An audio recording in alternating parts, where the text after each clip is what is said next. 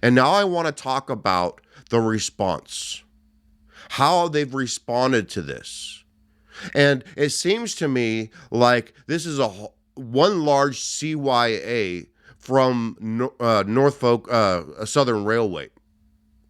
Now, it seems like a big CYA, and it seems to me like the railway just wants to get people off of their back, and their main concern was opening up that railway as quickly as possible so that they could start moving product and making money. So I was watching this interview with Steve Bannon, and he had a guest on there, and they were talking about this same subject, and it was very enlightening, the aspects that they brought up during this whole ordeal. And so I want to go ahead and let Steve Bannon set up his talking points here, and then I'll go ahead and respond to them. Here's what Steve Bannon and his guests had to say about that. Take a listen to this. You've got people saying, oh, the air quality is okay, or you can move back. You don't have to evacuate. You can go back, but you should bathe. You should bathe. If you got a well, you should bathe in water, in bottled water. It's so confusing how they're doing it. They don't have enough respect for people. This is why this town hall last night was important. The people have thousands of questions, right? They all gather and look like a high school gym. And the key guys, the executives who are all so quick to make the decision to release it and then burn it in the open atmosphere are no-shows. Yeah. What I'm seeing here is one large CYA, not only from Norfolk Southern Railway, but also from the DeWine administration, also the governor over there. Did I get his name right? DeWine, yeah. All I'm seeing is one big CYA. That means cover your, you know what I mean.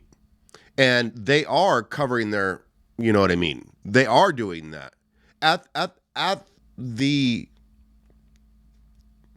expense of the population of that city and the surrounding cities.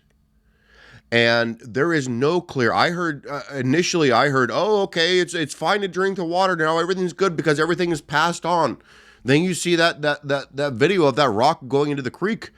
No, it's not okay to drink that water.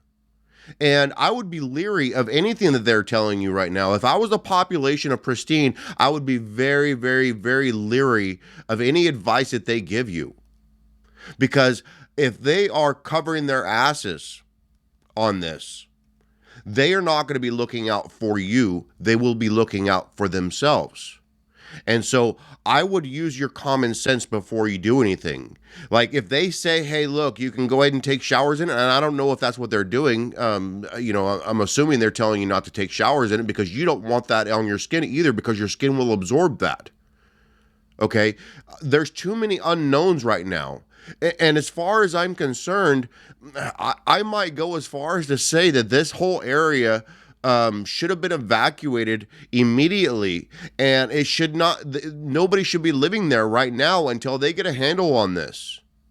And I was watching on Fox News a gentleman that lives over there, and his concern was how they evacuated everybody also. Listen to what he had to say over there on Fox News about the evacuation process and what he would have hoped that they would have done. Take a look and take a listen to this. You have told my team and me that you feel like they waited too long to evacuate you.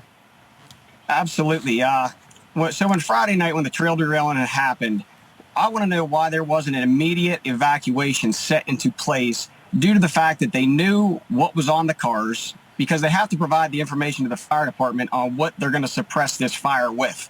They obviously use foam to contain it as best as they could.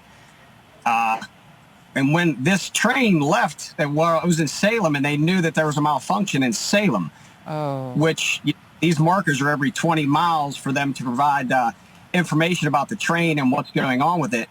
Why weren't they slowing down at that point in time? Yeah, I mean, that's a good question. I would like to know why they didn't slow down or stop a lot sooner also. As if there's a 20 miles that they knew, 20 miles should have been plenty of time for them to be able to shut that train down. But they knew how many cars were on there that had toxic chemicals on there, and they knew that. And so as soon as that train derailed, there should have, because they knew each and every chemical. They have to log each and every chemical, so that they knew that place should have been evacuated immediately, and it wasn't. So my question is, why wasn't it? Why wasn't that town evacuated immediately? And why did they allow people to get anywhere near that train? And why did they not keep the evacuation for a lot longer period of time? Those are the questions that I have. Because by allowing those people to go back there, and I know why they did it. They wanted everybody to say, okay, everybody, we got this under control. Everybody can go back home and move on with the rest of their life, because that's what they want everybody to do, is just forget about this. But the fact of the matter is they knew damn well that it wasn't safe to go back to their houses, and they still allowed it to happen. Why? That's my question. I want to know why they allowed them to go back. That place should still be quarantined right now. The evacuation order should still be in action right now, but it's not.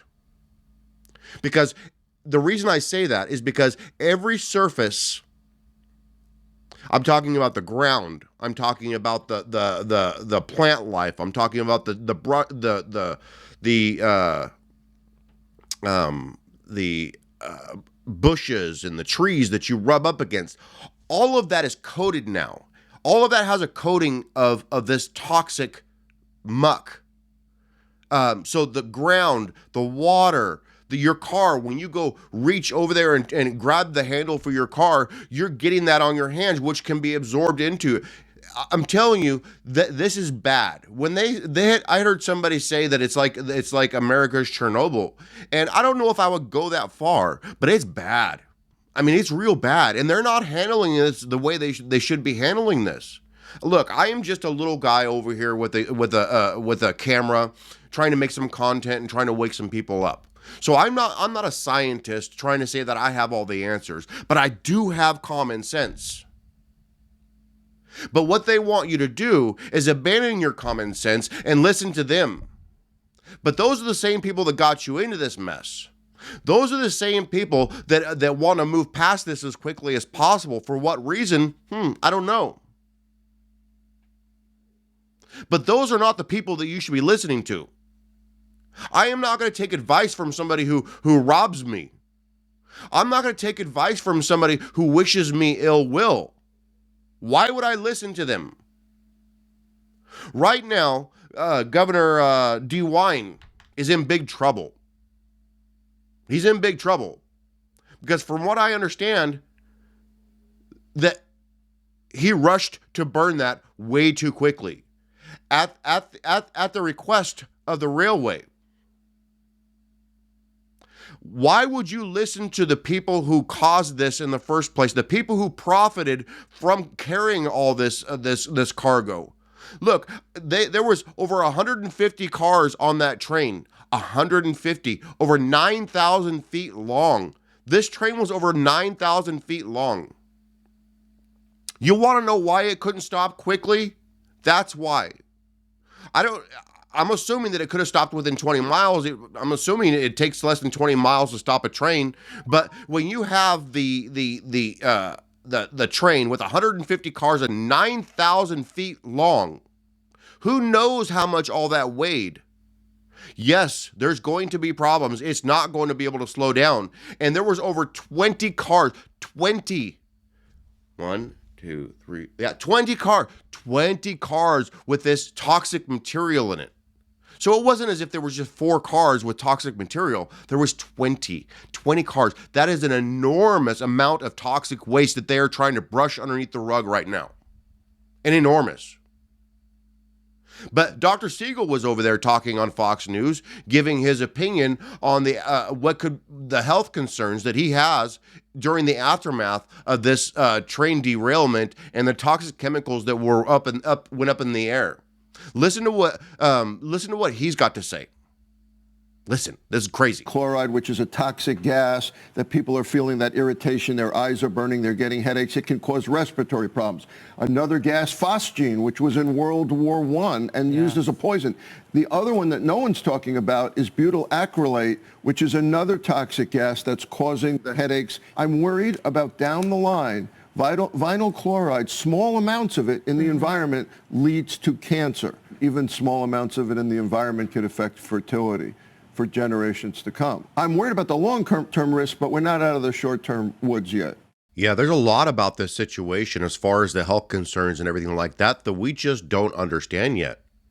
Like I said earlier, I mean, one of these chemicals is bad enough. You put all these chemicals together and you have a petri dish from hell, and the victims are the residents. It's not DeWine. He doesn't live there. He's in the clear. He's good to go. But he has not done anything, not a damn thing for the residents of Palestine and the surrounding areas. He's done nothing. And I was listening to that gentleman that was speaking earlier on Fox News, and man, his story, I mean, almost brought a tear to my eye. I can only imagine what he's going through right now. I mean, I could try to put myself in his position, but there's just no way to verbalize what this gentleman is more than likely going through. And so my heart goes out to him, but listen to what he says here and tell me if this doesn't bring a tear to your eye right here. Listen to this. What chemicals or what vapors were you breathing in when all these 4 chemicals were on fire and everybody was out with their cameras and video recorders, taking video of this? What were people breathing in then? We know about the chemicals that were on board the train and the flammability and the cancer-causing agents and what they are. So here we are now, like you said, it's short-term game now, finding out what we have to do to get by. Mm-hmm. But I have 4 kids. I'm a very, very loving father, and I care very much about my kids and their future and their health and safety. Brandon, my heart goes out to you and your family, and I wish you and your family the best. I know that you have a long road ahead of you. Living where you live right now and the devastation that's happened around you. And I mean not just towards Brennan and his family. I mean that to every single family over there. And this is not political. Nothing about this for me is political. This is about humans. This is about humanity. The good and the evil and the people who have to deal with the consequences of evil people. And my prayers go out to everybody in that area, in Palestine and the surrounding areas. And I wish that you had had better leadership over there. And, I know that your fight is not over, and this is just the beginning of your fight. And I hope, because I don't know what's going to happen in the future with you folks over there that were breathing in all these toxic chemicals.